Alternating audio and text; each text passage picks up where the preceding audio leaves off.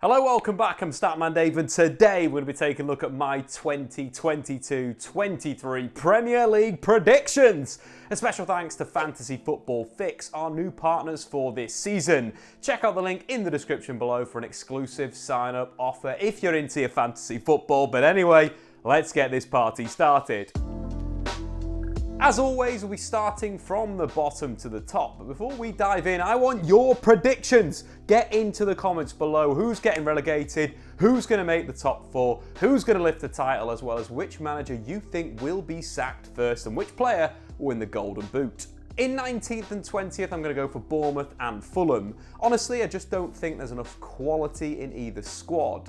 And their most used 11s that largely got them promoted feature players that their respective clubs relegated. Bournemouth did have the best defensive record in the Championship last season, and that can translate well, but I think they're a bit too reliant on Dominic Solanke. Solanke's 29 goals and 7 assists meant that he was nearly responsible for 49% of Bournemouth's goals in the Championship last season. 7 did come from inside the box, showing the striker's instincts that should see him notch up a few in the Premier League, but I don't think it's going to be enough. To make matters worse, Parker's slow possession-based style will be difficult to adapt to the Premier League. When the Cherries don't have the ball, they're simply not a threat. They failed to score a single goal on the counter-attack last season and managed just 11 goals from set pieces. 2 routes to goal that will be cherished by the weaker sides. Fulham, on the other hand, have spent some money on players who featured in last season's Champions League. Kevin Mbabu is a really decent right-back, whilst Andreas Pereira has the quality but lacks consistency. But João Palhinha could be key, a tough tackling ball winner. Palhinha won the 3rd most tackles in the Portuguese top flight last season, just 3 fewer than first choice midfielders Jean-Michel Sarri and Hansen Reed managed combined in the Championship for Fulham last season. But Fulham's survival hinges on the form of one man, Alexander Mitrovic. The Serbian hitman's 43 goals last season set the record for the highest goal-scoring season in English league history, scoring as many goals as Ivan Toney had involvements the season before. If he can carry his goal-scoring into this season, Fulham will have a fighting chance, but I don't think it'll happen. Players moving from the Championship to the Premier League tend to score around 25% as many goals in the top flight. Meanwhile, Mitrovic himself has flopped in the competition after an impressive previous Championship campaigns. I rate Marco Silva as a coach, and I think they'll be a good watch this season with their forward options, but I think the defence will let them down. In 18th, I've gone for Everton. It's hard to believe that the Toffees finished the 2022-21 season 3 points off European football with Carlo Ancelotti in charge, but consistently bad decisions have left them in serious trouble. Their squad doesn't have an identity and is filled with players whose best days are behind them. They also haven't replaced Richarlison, and they have a lack of grit and determination that would be vital to getting the best out of Dominic Calvert-Lewin and could leave him isolated. Signing James Tarkowski on a free and Dwight McNeil for £20 million is good business, but they need a lot more, especially after getting panned 4-0 by Minnesota United. But what's more concerning is Lampard's tactics. Everton's squad itself leads to being compact and difficult to break down,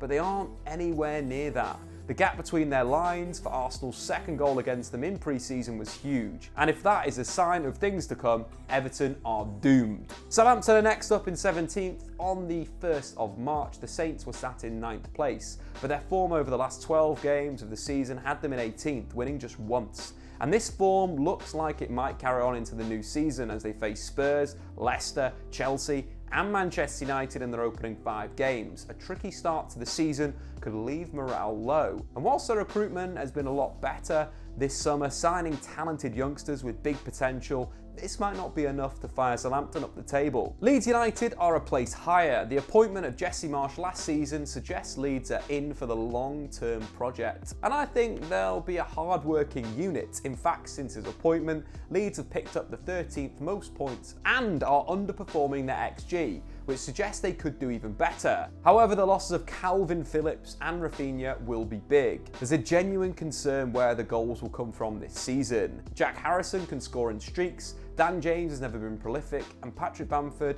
has had massive struggles with injury. Even Rafinha's replacement, Luis Sinisterra, will miss the start of the season with injury. Whilst they go toe-to-toe with teams, they'll pick up surprise wins, with the Red Bull style deployed by Marsch.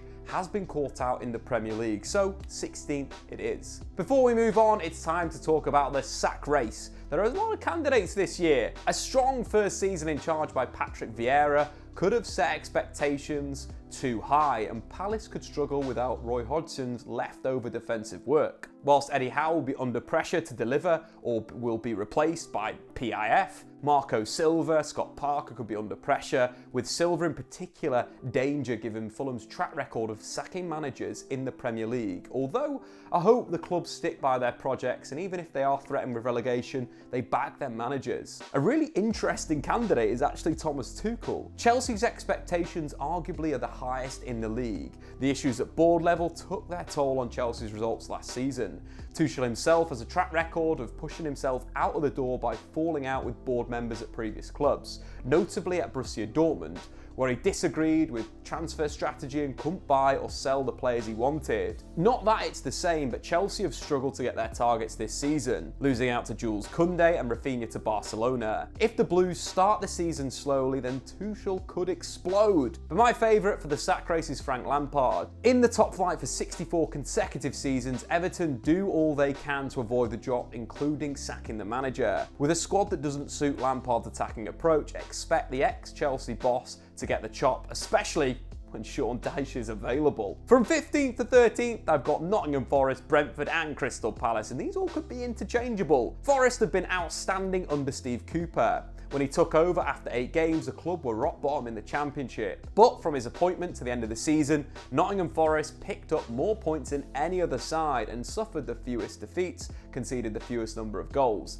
Simply put, under Steve Cooper, Forest were the standout team in the Championship. But they've also shown they can mix it with the big boys. Their FA Cup run featured wins over Arsenal and Leicester City before losing 1-0 to Liverpool. Teams that deploy a back three also tend to do well when making the step up to the Premier League, with Sheffield United, Wolves and now Brentford finishing well clear of the relegation zone in their first top flight seasons. The counter-attacking style of Cooper also lends itself to set up the quality in their 3-4-1-2. Jesse Lingard is a player that could thrive in a counter-attacking number 10 role, and he did that for West Ham, where he scored 9 goals and registered 4 assists in 16 starts. Whilst Brennan Johnson is one of the best young players in the division, directly involved in 28 goals in his breakout Championship season, the striker is a confident goalscorer who won't be fazed by the step up in quality. They have even replaced their loans well, with Jed Spence and Jimmy Garner being replaced by Nico Williams and Lewis O'Brien. Brentford, meanwhile, are a tough one. Christian Eriksen made them a different team last season, but he's joined Manchester United. I do think they'll struggle creatively, but their underlying numbers were really good last season. And if they can add more goals, like by moving away from the back three and starting Visser in a 4-3-3 like they've been doing in pre-season and at the back end of last season, they could be onto something. According to Understat, last season Brentford were actually 7th on expected points, as well as they underperformed their expected goals and expected goals against, meaning they should have scored more and conceded fewer than they actually did. Whilst I don't think they'll have that good a season, I think they will easily avoid a relegation scrap. In terms of Crystal Palace, I think I have a little bit of bias. Despite adding Czech Decore, statistically one of the best young defensive midfielders in Europe to a squad with a good number of centre-backs and talented young attackers, as well as finishing last season with the 6th most expected points in the Premier League, I've predicted them to come 13th. The problem, I think, for the Eagles that they face is consistency. Young players are notoriously inconsistent, and that could cost them points. Patrick Vieira is also in his 2nd season and could face a dip in form. And worst of all, their squad has been split in pre-season due to their vaccination status. I expect all of this to lead to a slow start, which would limit how high they can climb up the table. Stop! If you want to get better at FPL without spending hours, then you need Fantasy Football Fix. Not only do they have a list of experts who share their teams, transfers and captains every single week, but they've got an amalgamated consensus 11 and best of all, assistant manager optimization that will suggest the best statistical transfers, lineup and captain for every single game week. So sign up to Fantasy Football Fix today to get access to all of this and more. And best of all, get a 15% off when you use the code STATMAN. 12th to 9th will be Wolves, Aston Villa, Brighton and Newcastle. Wolves rode their luck last season and heavily relied on the form of Jose Sarr to bail them out. In fact, statistically speaking, Sarr was the best shot stopper in the Premier League last season, preventing more expected goals and maintaining the best save percentage in the competition. This is all well and good, but we've seen this before with Emi Martinez, when he followed up a stellar season like Sarr with a dip in form. For Martinez, this saw a swing of 12 more expected goals conceded and a save percentage drop of 9%. If they keep allowing the chances, then a drop in form from Sarr could send them down the table. Whilst the additions of Nathan Collins is good, he won't alone fix their problems. A switch to the back four could though, like they've been doing in pre-season. I'm kind of excited to see all of Wolves' attackers getting to one side. Aston Villa, on the other hand, have assembled a very talented squad that should be knocking on the door of Europe. Diego Carlos and Boubacar Kamara join the likes of Leon Bailey, Danny Ings, Luca Dean, Philippe Coutinho. The problem is, I don't think Gerrard knows his best team, and even when he has a lineup, a lot of his players are incredibly inconsistent, and Coutinho is a perfect example of this. The Brazilian was directly involved in 8 goals in 19 Premier League appearances last season, but they came in just 5 matches. If Gerrard can rotate his inconsistent players and find a winning starting 11, then they will challenge for Europe, but it's not the nature of inconsistent players. Brighton could really hurt me. Graham Potter is a superb manager, and the system he's created has been built one of the best statistical teams in the Premier League, consistently finish in the top half according to expected points with a shoestring budget. However, football isn't played with statistics. We all know that, and your players have to actually score for you to win. And that's been the problem for Brighton. Last season it seemed to click as they finished 9th, but the loss of Bissouma could be a problem. Long term, I think Salcedo and Wipu will replace him without a problem, but finding the best replacement could take time. Meanwhile, I pray for Dennis Undav. The German has slowly worked his way up the footballing ladder, scoring goals everywhere, but a step up to the Premier League is the biggest in his career. A physical, athletic, deep-lying forward, Undav has the technical ability to create for his teammates as well as a knack of scoring goals. If he hits the ground running, then Undav will prove to be everything Potter has been missing, but he could easily take a season to find his feet. There's also an issue with Marc Cucurella. If he leaves Brighton, they will lose their player of the year and could struggle. Tony Bloom, please don't sell.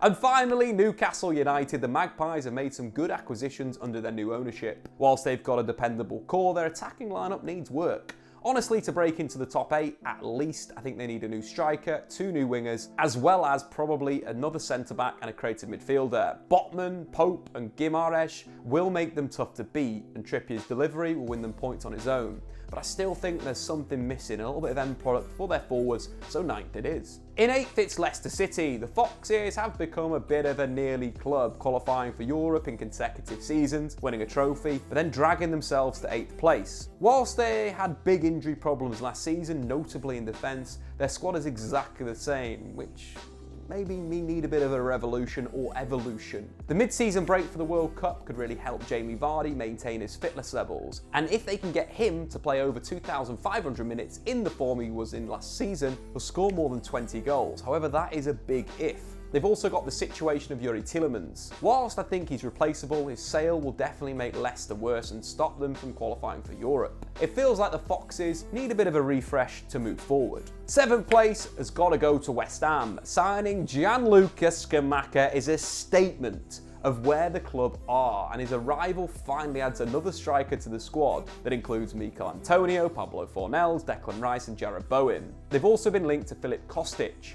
who would be one hell of a signing. If the deal comes off, I'll be watching the Hammers this season. Speaking of which, let's quickly cover my teams to watch. Nottingham Forest's counter-attacking displays will be well worth a watch, and their return to the top flight is something that should make a lot of football fans happy. Brighton will always be a good team to watch as they continue to evolve under Graham Potter, especially when they play the top teams. Liverpool and City are just incredible, but for pure entertainment, you want to watch Erik ten Hag's Manchester United. Don't expect them to win every game this season, but there'll be lots of transitions, good football and goals at both ends. But back to West Ham United. Unfortunately for the Hammers, I think for them to crack into the top 6, they need one of those teams to have a wobble. If they do, the Hammers are now in a position to capitalise. But I don't think they can beat them when they're at their best. The 3 teams from 6th to 4th could come in any order, and realistically I'm going to go with Chelsea in 6th, Manchester United in 5th and Arsenal in 4th. I think Chelsea are a volatile mix that's waiting to go off. Their hit and miss transfer business and last season's contract issues means their squad is massively imbalanced. Koulibaly and Sterling are very good acquisitions, but they still lack a top quality centre half. Chalobah and Sarr haven't looked good in pre-season, and Azpilicueta seems to be leaving. As good as they are, I don't think Koulibaly and Thiago can perform a solid 38-game season pairing, and it could leave Chelsea vulnerable. There's also midfield. Jorginho seems to be losing influence, and Kante is averaging less than 2,000 minutes over the past 3 seasons. Conor Gallagher seems to be the answer, but Tuchel has played him in a deeper role this season, rather than the box-to-box attacking midfield role that saw him thrive at Crystal Palace. Don't get me wrong, Chelsea still have a lot of quality. I just think there'll be 5 teams that will be better than this season. For all the excitement, Manchester United will be undergoing a development year as they learn Erik ten Hag's system and philosophy. Whilst their starting 11 is good, there's still big question marks. They're probably 3 or 4 players away from a starting 11 that can consistently challenge for the title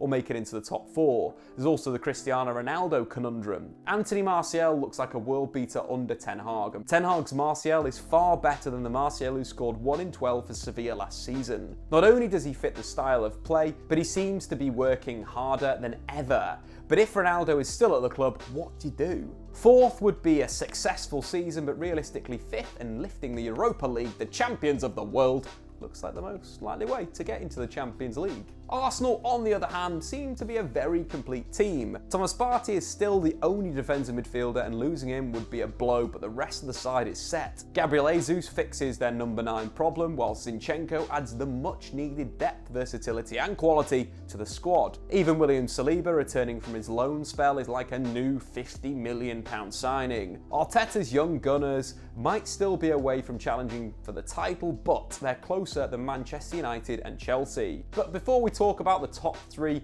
we've got to address the Golden Boot. In my head, there are 5 in contention, and they play for the top 3. Mohamed Salah is always there, the best player in the league. Salah has 2 of the best creators in the world laying chances for him, and he takes penalties. Although new boy Darwin Núñez could take some of his chances, the Portuguese league tends to translate well to English football, as we've seen with Bruno Fernandes and Luis Diaz carry their form over with their transfer. The intensity of competition and Liverpool's playing style could create a monster. Although Erling Braut Haaland is already a monster, for Pep Guardiola's City, there's no question that Haaland will score goals. The only concern is how many minutes he plays. Per 90, Haaland will be top of this list, but the Golden Boot isn't per 90. And finally, Harry Kane and Heung-min Son. Kane is still a top quality goal scorer, but Son eclipsed him last season as the best finisher at Spurs. The England captain does take penalties, but his natural creativity means he's been stepping aside and creating for his teammates. All 5 are top quality goal scorers, but Salah edges it for me. His ability to stay fit and play every single minute is incredible. And with no World Cup for Egypt, Salah will get a mid-season break, which should help him maintain an insane level over 38 games. Expect Salah to score 30 goals in the Premier League this season.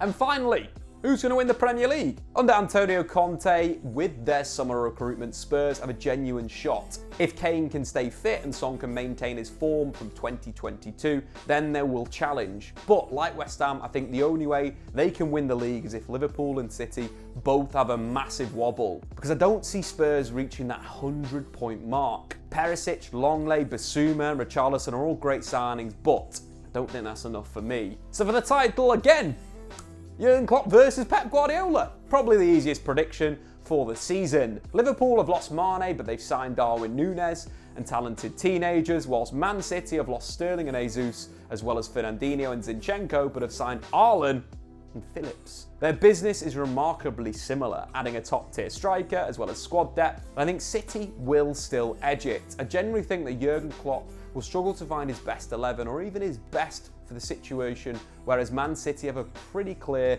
best 11, which is no different from the 11 that won the league last season. Add into the mix a second season Jack Grealish, who's already talked about the benefit of playing with a number 9 because he can finally start dribbling wide again, as well as one of the best goal scorers in Europe, and City will be frightening. The loss in depth in Zinchenko and Jesus and Sterling and the leadership Fernandinho could be undervalued, but I just think Pep will see through it. His style of play and management is built for winning trophies, evolving and really tweaking his system and team for the players he has available. But anyway guys, what do you think? Get into the comments below, right? I'm sick of getting hammered in the comments and not seeing your predictions. So get in the comments below, 1 to 20, goal scorer, managers to get sacked, and of course teams to watch. I've been Statman Dave. Check out Fantasy Football Fix with a link in the description below to get 15% off. Honestly, if you want to win fantasy football, just do it. Simple. Bye. Thanks for watching. If you've enjoyed this video, why not check out some more content on the Statman Dave YouTube channel.